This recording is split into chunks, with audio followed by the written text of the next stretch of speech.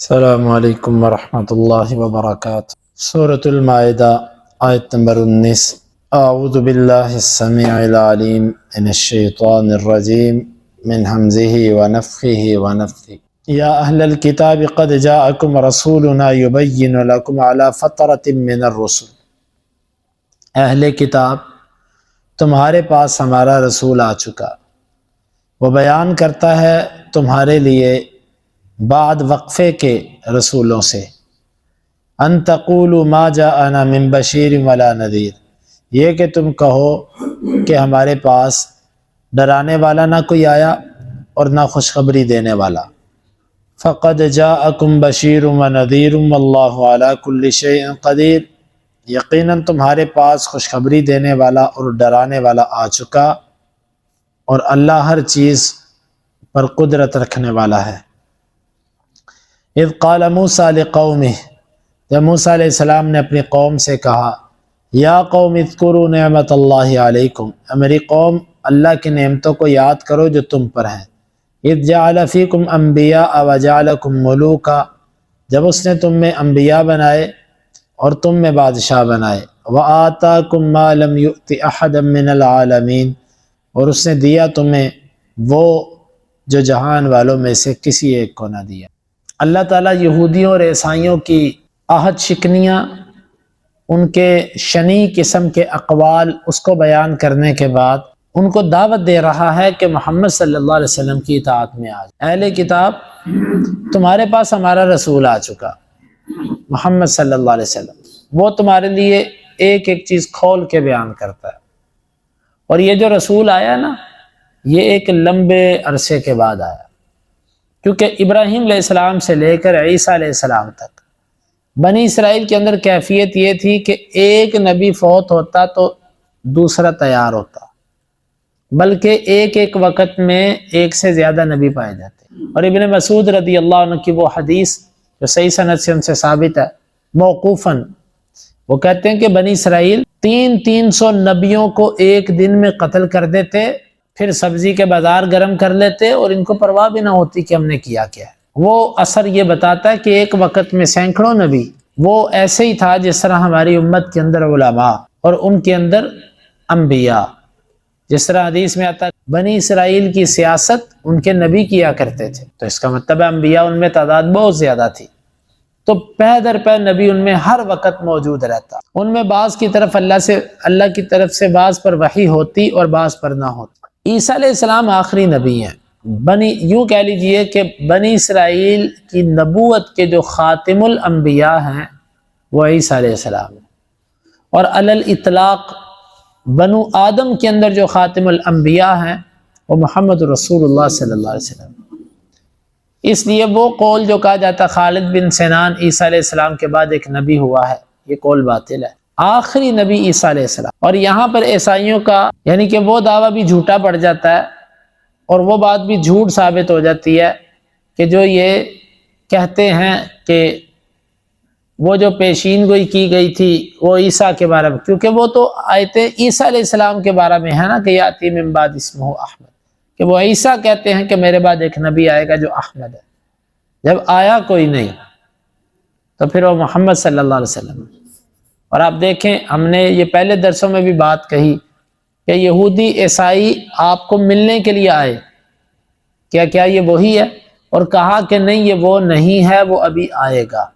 آج کے یہودی عیسائیوں سے ہم پوچھتے ہیں کہ 1450 سال گزر گئے، تمہارے بڑے کہہ کر گئے تھے کہ آئے گا، اب تم بتاؤ وہ کون ہے؟ تمہارے بڑوں نے اس لیے نہیں مانا کہ ابھی وہ آئے گا، اور یہ کہتے ہیں وہ گزر گیا، دونوں ہی جھوٹے ہیں۔ تو یہ ایک وقفہ، اور حدیث کے اندر بھی آتا، آپ نے فرمایا کہ انا اول الناس بابن مریم، میں لوگوں میں سب سے زیادہ ابن مریم کے قریب ہوں، کیوں؟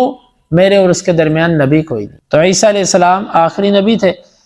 اس کے بعد ایک لمبا وقفہ ہوا، سینکڑوں سال گزر گئے، عیسیٰ کے بعد نبی کوئی نہیں آیا۔ معروف قول 600 سال ہے، ایک قول 560، 540، 620، اور مختلف اقوال ہے، لیکن ابن کثیر رحمۃ اللہ علیہ فرماتے ہیں جو مشہور قول ہے وہ 600 سال ہے۔ اور حدیث کے اندر بھی آتا ہے، بعض روایات ایسی ہیں کہ جب اللہ تعالیٰ نے آپ کو مبعوث کرنے کا ارادہ فرمایا تو اللہ نے زمین والوں کو دیکھا، تو زمین والوں میں اس وقت کچھ خیر نہ تھی ماں سوائے چند اہل کتاب کے کہ وہ کچھ اپنے دین پر قائم تھے، باقی سب بگڑ چکے تھے۔ پھر اللہ تعالیٰ نے جب بالکل تاریکی چھا چکی تھی تو محمد صلی اللہ علیہ وسلم کو اللہ تعالیٰ نے ام القرا، بستیوں کی جو ماں ہے، اس میں آپ کو مبعوث کیا۔ ان تقولوا ما جاءنا من بشیر ولا نذیر، ہم نے نبی اس لیے بھیج دیا کہ تم بعد میں کل کو یہ نہ کہنا کہ اللہ ہمارے پاس تو نہ کوئی ڈرانے والا آیا اور نہ کوئی خوشخبری دینے والا۔ یہ آخری نبی ہم نے بھیج دیا، اب تا قیامت یہی بشیر اور یہی نذیر۔ فقد جاءکم بشیر و نذیر واللہ علی کل شیء قدیر، تمہارے پاس خوشخبری دینے والا اور ڈرانے والا۔ اس سے معلوم ہوا کہ دعوت جس میں بشارت اور نظارت نہ ہو وہ دعوت پوری نہیں ہے۔ ہر وقت ڈرانا بھی اچھا نہیں اور ہر وقت خوشخبریاں دینا بھی اچھا۔ آج بعض لوگوں نے اپنی جماعتوں کو صرف امر بالمعروف پر لگا دیا کہ یہ کہو نماز پڑھو، روزہ رکھو، حج کرو، زکوٰۃ دو، کسی کو یہ نہ کہو تم سود نہ کھاؤ، کسی کو یہ مت کہو کہ شرک نہ کرو، یعنی نہی عن المنکر ان کی دعوت میں ہے ہی نہیں، بلکہ نہی عن المنکر کیا، منکرات کے وہ اسٹال اپنے اجتماعات پر لگواتے۔ واللہ علی کل شیء قدیر، اللہ ہر چیز پہ قدرت رکھنے والا۔ وَإِذْ قَالَ مُوسَىٰ لِقَوْمِهِ، یہاں سے اللہ تعالیٰ نے موسیٰ علیہ السلام کے واقعے کو شروع کیا کہ دیکھو جس طرح اللہ نے موسیٰ کی مدد کی تھی، آج بھی تم اللہ کی اطاعت پہ آ جاؤ، اللہ تمہاری بھی مدد کرے گا۔ جب موسیٰ علیہ السلام نے اپنی قوم کو کہا اے میری قوم، اللہ کی نعمتوں کو یاد کرو جو تم پر ہے، یہ بات پیچھے بھی گزری، پھر دوبارہ دہراتا ہوں، اللہ کی نعمتوں کو بیٹھ کے کبھی کبھار دہرانا چاہیے۔ اس کی نعمتوں کا تذکار یہ ایک اللہ کی خود ایک شکر ہے۔ وہ نعمتیں کیا ہیں؟ اذ جعل فیکم انبیاء، اللہ نے تمہارے اندر نبی بنائے، وجعلکم ملوکا، اور اللہ نے تمہیں بادشاہ بنایا۔ نبوت ان کے اندر تھی تو بادشاہت بھی ان کے اندر تھی۔